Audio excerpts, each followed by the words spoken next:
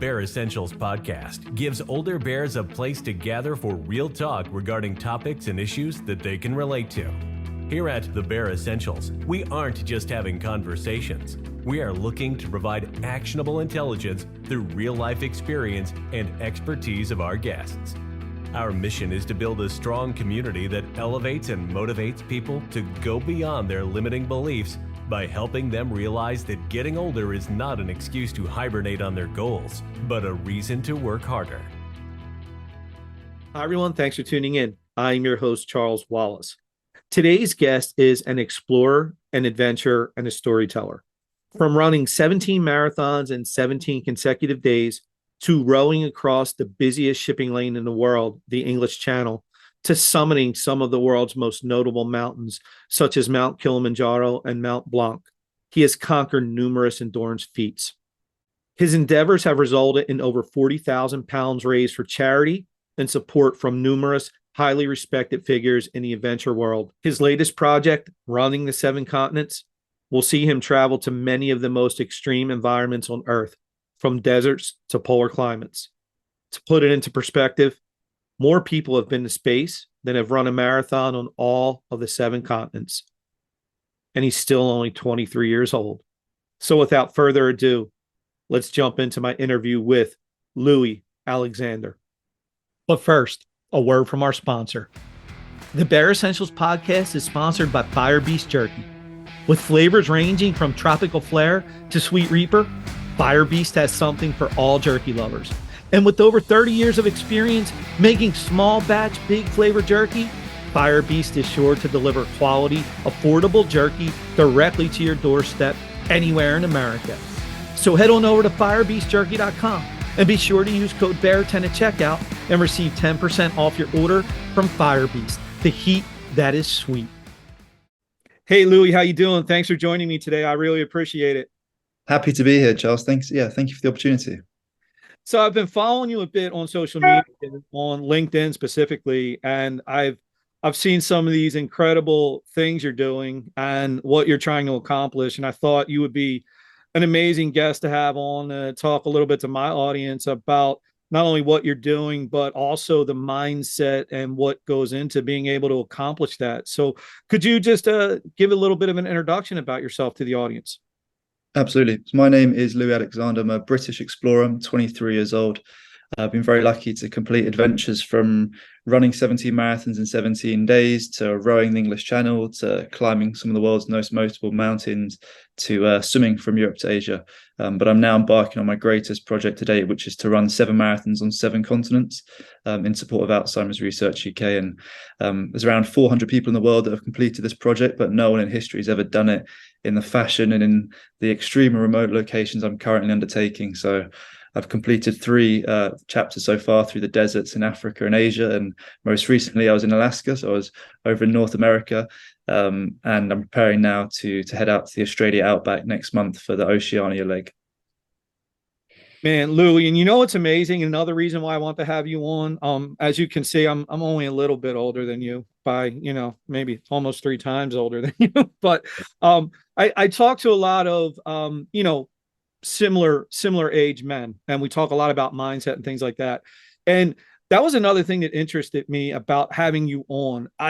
Listen, kudos to you, my friend, as young as you are, to be embarking on these things already. I mean, hell, I was at your age. I was glad to just have a job. You know what I mean? Like, the things that you're doing are really, really amazing. And your family must be extremely, extremely proud of you. So good on you, and really good on you giving myself and anybody watching this a lot of hope for our future generations. So thank you for that. That's incredibly kind. Thank you. I really appreciate those words. That's exactly it. It's something I've realized. I mean, my journey only began really 4 years ago with these adventures, which I'm sure we'll get into. But finding your purpose in life is so rare, right, for anyone at any age. But to find it so young, I'm 23 now. It's not an opportunity I'm going to throw away. So that's why I take everything I'm doing so seriously, because not only obviously are the challenges, very dangerous and quite serious, but the behind the scenes and everything, the impact it can have on people, the impact it can have on charity, and be able to live my dream and chase my purpose at 23 years old, that's not an opportunity I'm ever going to throw away. So that's why I take what I do quite seriously.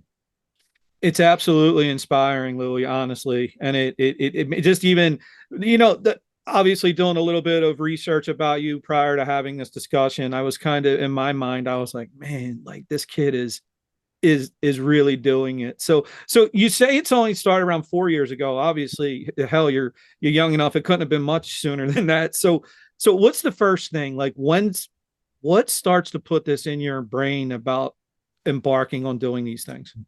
So people often ask, was I adventurous as a kid? And the answer was no. I was sporty as a child, but I was never necessarily adventurous.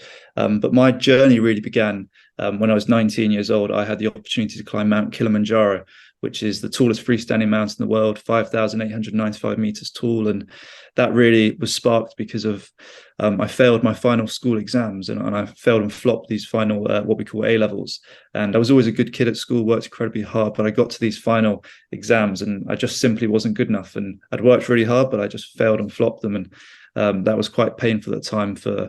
I let my teachers down, my parents down, and most of all myself down. And I remember when I was 18 years old getting these results, and I just refused to let them define the end of my childhood and define the start of my adulthood. So over the next couple of months, I began Googling what are the top 5 toughest things you can do, what are the top 10 toughest things you can do. And across a bunch of those lists was Mount Kilimanjaro, as I mentioned. And yeah, I was very lucky after months of training and after a week of climbing at 19 years old, I climbed the tallest freestanding mountain in the world, and I summited, and I returned home from Africa with this brand new found passion for adventure, but actually a brand new found passion for life. It completely changed everything, Charles. I won't lie.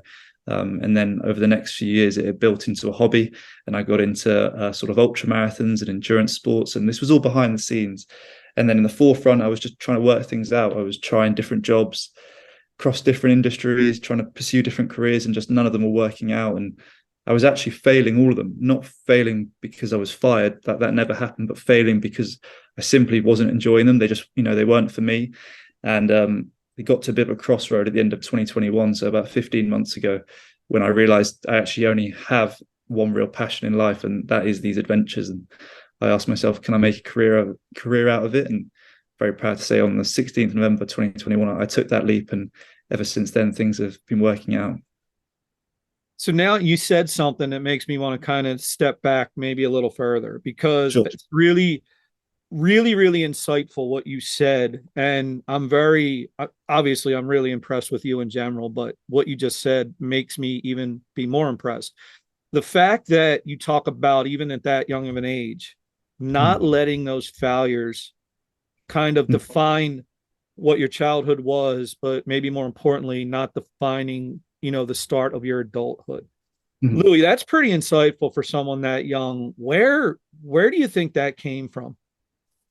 That's a great question. My parents have these great stories of when I was a kid, and my dad used to take me to the park when I was really young, and I would go with a football, and I would say, I'm not stopping until I get 20 keepy uppies or 20, 50, whatever it was, whatever the number was. And I would be there sometimes for hours, and like to the point where our dog was like asleep in the park and whatever it was. And I just would never stop. So I think some of that mentality, which I can sort of see I still carry today, has always been there.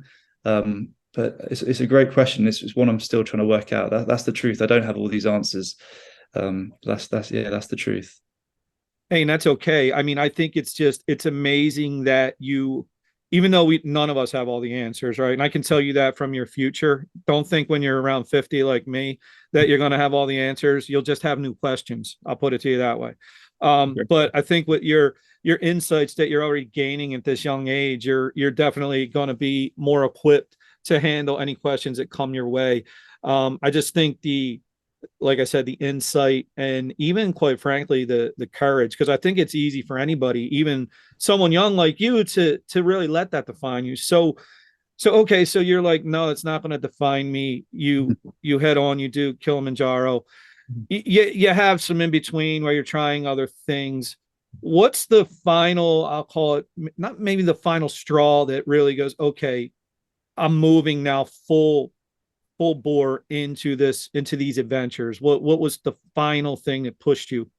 There was a moment in 2021 where I climbed. There's a mountain in South Wales here called it's more of a hill actually, but it's called Penny Fan. I climbed it. It takes around 2 hours or so on average to climb, maybe an hour and a half. But I climbed it 10 times non-stop whilst wearing a 10-kilo weighted vest, and I was doing it in honor of in support of a charity called Walking with the Wounded, who I'm very proud to support as an ambassador. And I climbed it 10 times non-stop, and I had these incredible 5 people turn up, and I put on social media, if anyone would like to join, more than welcome. And 5 people turned up, and I remember my dad turning to me when he was there. It took me around 18 19 hours in the end of just non-stop going up and down this mountain. But I remember my dad turning to me and saying, like, in the world of business that he's known, he's never seen this sort of support where people are just turning up to support some kid. And they didn't ask for anything in return. They didn't want anything. All they wanted to do was just be there and support. They said they were going to be there on messages, and then they actually turned up. And that's a huge thing. As we all know, it's very easy, as you said, to say something, but actually to do it and turn up in the pouring rain in the mountains in Wales. People actually turned up, and that was a big moment. And it opened up my eyes and opened my parents' eyes to how supportive this world is. And, you know, as you mentioned a few times, you know, being 23, I'm definitely the youngest, one of the youngest people in this adventure space. And whereas in most worlds, from what I've been told, you might get pushed away by older generations because, you know, your competition or whatever it might be, and you're stealing opportunities. What I've experienced has been the total opposite. It's just been people taking me under their wing, offering advice, giving mentorship, guidance. It's just been incredible. And obviously, while I was doing this hobby for 2 years or so, and the challenges were progressively getting bigger, I was also progressively building behind the scenes and learning how to raise money for charity, learning how to find little bits of press, and learning even how to find sponsorship and the behind the scenes with the business side. So when I got to that November stage, it was very much like on the forefront, I had nothing, where I'd failed all these different jobs and things weren't working out. But really, I guess the answer was always there behind the scenes, where I did know what I really loved and what I had, and I'd been building up slowly. So interesting to me is the things you're doing. Obviously, you have to have a lot of desire, a lot of mental toughness, things like that. I'm curious, would you say that it's internally driven, that mental toughness, that strength, or is it more that you have some of that and you gain additional strength by the outside world, that support that comes in? I think it's the latter, definitely. I think Ben Saunders, he's an incredible polar explorer. I'm not sure if you've had him on here, but if not, you definitely should. He told me this incredible advice when I was really young, and he told me resilience, it's like a muscle. The more you train it, the stronger it gets. And, you know, lots of people do believe that the mindset you're born with that's it. Whereas I do disagree. I do think you grow with it. And, you know, from my experience, the more I do these challenges, the more my confidence builds. And then with that confidence comes ability. That's what I always say. And, you know, look at some of the challenges I did last year, and I was so nervous for them because I cared so much. And often the way I've done things is I've not done things by halves. I've gone all for it. And like last year, the first ever swim I did was I decided to swim the Hellespont, which is one of the busiest shipping lanes in the world, and it separates Europe and Asia. And I had this incredible opportunity to swim it at 22 years old, which was the same age as Lord Byron when he first completed the swim over 200 years ago. He was the first person to do it. And they only closed this shipping lane for 2 hours every year. So this was my one opportunity last year to do it at the same age. And I was just so nervous at the start line. But now I look back and the few things I've done since then, and the experience definitely for me has added to my confidence with these challenges, and actually in my personal life as well. And with that confidence has then come ability, because then you have more, as you said, courage. You have more, you have more sort of passion, more purpose in what you're doing, because you more self-belief. That's the truth of it. So again, I doing all these things. Mm-hmm. I'm curious because all of it amazing, difficult things. I wanted to ask you, as you're doing these things, can you talk a little bit about during the process of doing it? I'm sure, like anybody, there's some darkness that creeps in, some doubt. Mm-hmm. How do you handle that? And what are those conversations like with yourself when you're feeling like maybe that's too much? Yeah, it's a tough question. there, of course, there's been tough moments. There always are on these challenges. And whenever people ask me, "Oh, I'm doing my first marathon, this, that, how should I prepare?" I always say, well, make sure the first time you hit that wall and you have that tough moment, don't let it be on the challenge, because that's when people get overwhelmed. And overwhelmed is like the number one reason why people give up and quit. So always put myself in that place during my training and preparation. But also, there's a very simple question I ask myself when I do hit that space, and it's, why are you here? Who chose for you to be here? And I'm very lucky to say that for all those answers, for everything I've done so far, it's always been my choice. Everything I've done is because I wanted to do it. And I mean, probably one of the toughest moments we could talk about was last year. At the start of last year, I ran 17 marathons in 17 consecutive days, and I was doing it in honor of the 17 years my grandfather lived with dementia. And on day 10, I woke up with shin splints and a chest infection and a fever. And I remember everything changed. The first 9 days had gone really smoothly. I'd actually somewhat been enjoying it, which sounds ridiculous. And then on day 10, everything changed. And I remember waking up and I couldn't even stand up. You know, my shins were like glass. And then I had to go out and run 26.2 miles. And I remember just asking myself, why are you here? And the reason was, well, I want to be here. And that responsibility and that answer, that's quite a powerful thing.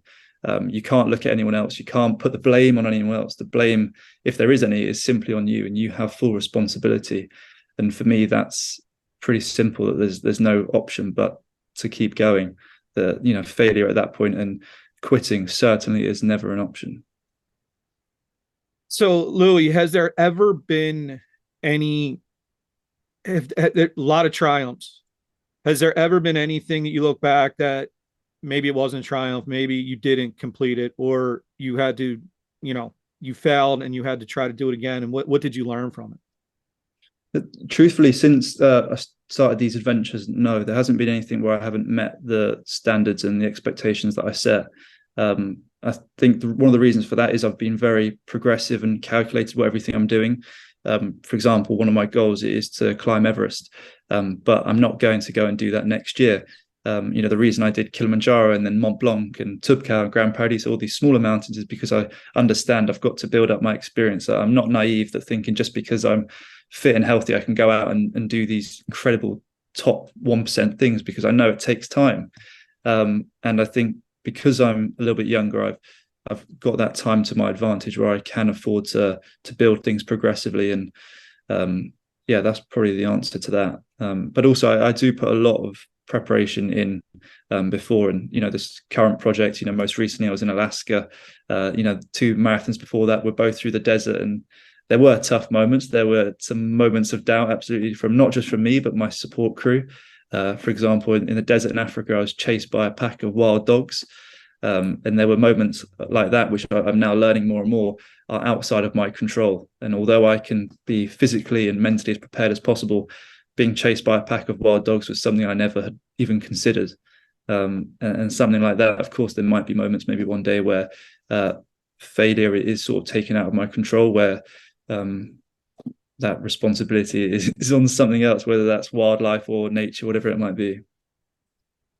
Yeah, I had to, you caught me off guard with that one, being chased by a pack of wild dogs, and the calmness in which you said it might have caught me more off guard. I'll be totally honest with you. That's right.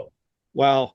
All right. So you talk a lot about preparation. What goes in, because it's I guess you're not always preparing maybe for an adventure, or maybe you are, but what is more of your day to day, right? Just your kind of just general preparation, like, that keeps you fit and healthy.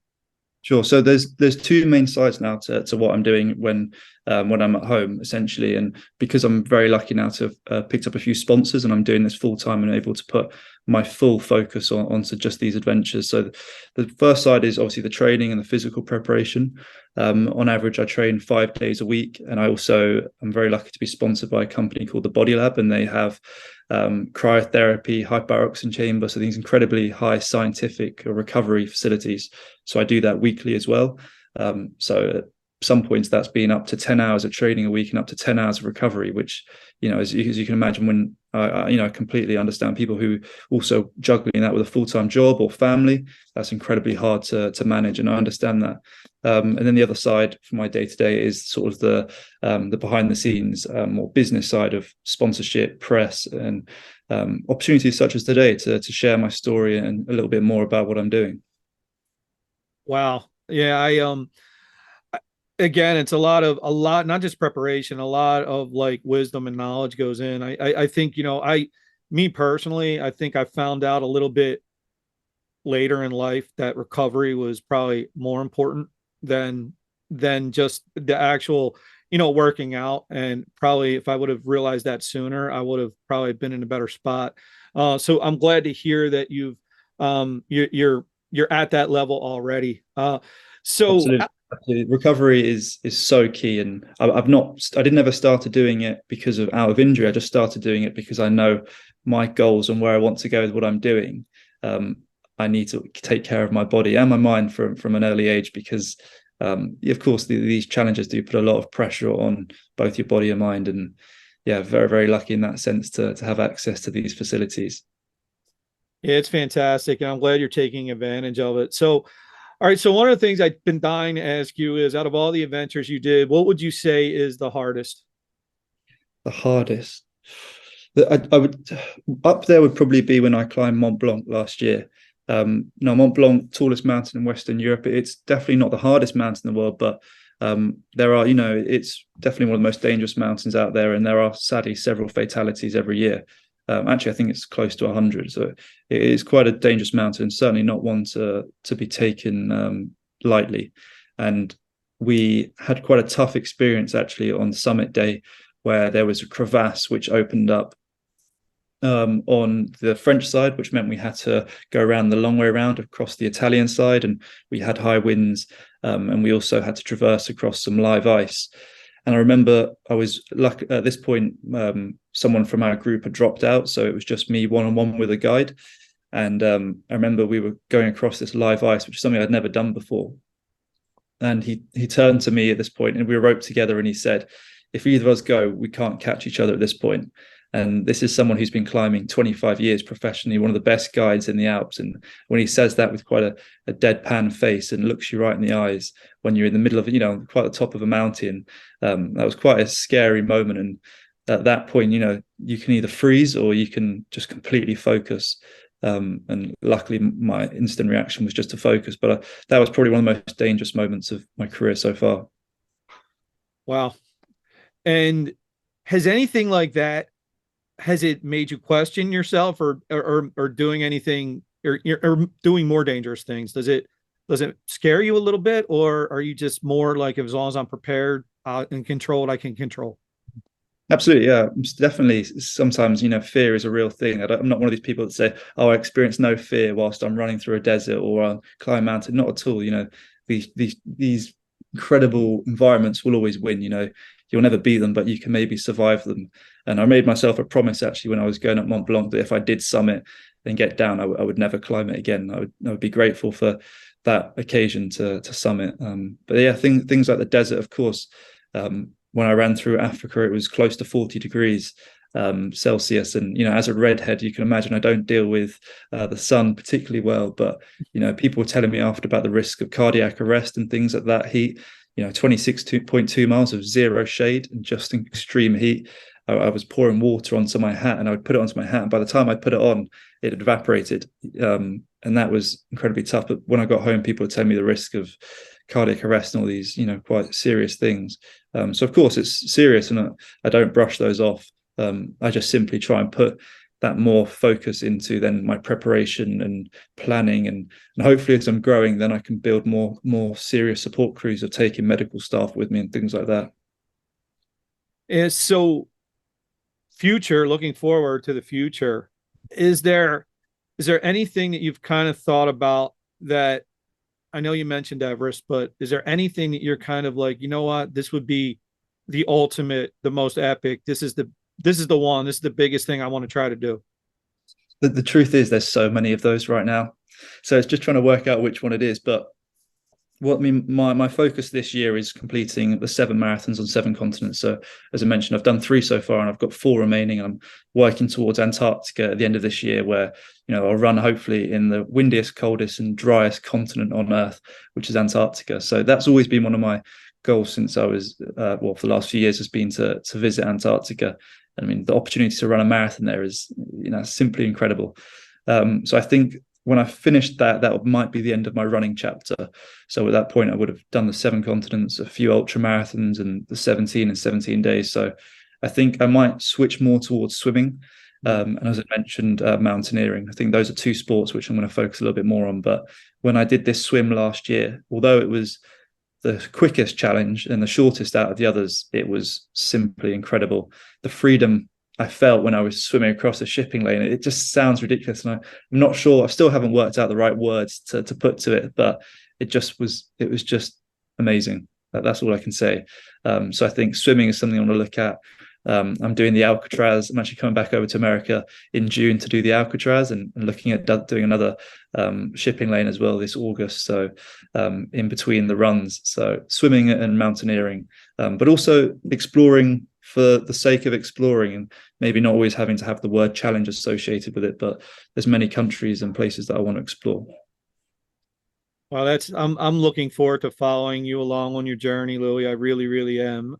So I kind of want I ask this a lot with all my guests, and someone like yourself has a lot of accomplishments. What advice would you give to someone who may be struggling in an area of confidence? Maybe it's weight, something or other. They just can't seem to find their purpose in life. What would your advice be to that person? Such an important question. I think one of the reasons this, I can't give the answer to everyone, but all I can do is relate to my personal experience. But the reason I feel what I'm doing now worked out for me is because for those first 2 years when I was doing this as a hobby, no one was watching. It was just me, and I was doing it simply because I loved it. Apart from my mum and a couple of my mates or whatever, no one knew what I was doing, and no one was interested. And I'm not saying now that everyone's watching, but that now there's a few more responsibilities and pressures with sponsors and representing charities and things like that. But for me, when no one was watching, I just simply did it because I wanted to, and I loved it. And it's so hard to find that, but I think it all starts with just taking a leap and taking that risk. And climbing Kilimanjaro when I was 19 in reflection was quite a ambitious thing to do when I had no mountaineering experience, but it just started with just committing, and that was it. And I just simply signed up online, from my comfy little flat in London. And then, before you know it, a few months later, you're in Africa and summiting, one of the 7 summits. So I think it just starts with taking a leap and then committing to it. And I look at so many people, I'm very lucky now to get a few messages from people who ask for advice for different things. And although I'm certainly not the one to go to for running advice, because I'm still a terrible runner, I do say that just get to the start line, because so many people give up before they even reach the start line. I think actually more people fail before they get to the start line than actually fail during a marathon, which is just heartbreaking, because it's just heartbreaking, because you never know what that marathon or that experience can do to someone. So I would just say, take that leap and commit to it, and fully commit. Getting to the start line is often half the work, and once you're there, it's your victory lap. Enjoy it. That's such great advice, Louis. Really, really great advice. So, okay, so how can the folks watching, listening, how can they keep up with you, Louis? Sure. So Instagram, LinkedIn, as you mentioned, my Instagram is Louis Alexander Explorer. I'm trying to get into YouTube and TikTok and these things as well. I understand it's a big part of it now, but as you mentioned, with these challenges, that progressively they're getting bigger and bigger. But I've got to learn, and I'm slowly understanding more and more the importance of storytelling, and that's some advice I've been given from my mentors, that it's very easy to go and do these challenges, but then to use them to have an impact and create a story, that's the hard part. And I'm slowly getting better in it, and hopefully this podcast being relatively interesting for yourself and if anyone's listening. But social medias, I'm on all of them. Fantastic. So, Louis, thank you again. It's been a treat for me. Again, an older guy like me getting to speak to a younger individual who has already accomplished so much. Kudos to you, to your parents. Amazing job. If they hear this, you've raised an incredible young man. You should be extremely proud. And I think a lot of people are going to get a lot of value out of this, Louis. I really do. And I think it just goes to show that it's really not even about age, right? I think we can all learn from each other. And I think, someone like you, even being young, you're teaching a lot of us older individuals a lot about ourselves. And it's not too late for us to make changes and do some really, really incredible things with our life. So Louis, thank you for all of that. I'm really looking forward to getting this out to everyone. So everyone who's watched it, follow Louis. I'm sure you're going to be in for a treat and seeing some amazing, amazing things. And thanks again for watching, and take care. Bye. This has been the Bear Essentials. Thanks for listening. And remember, never hibernate on your goals.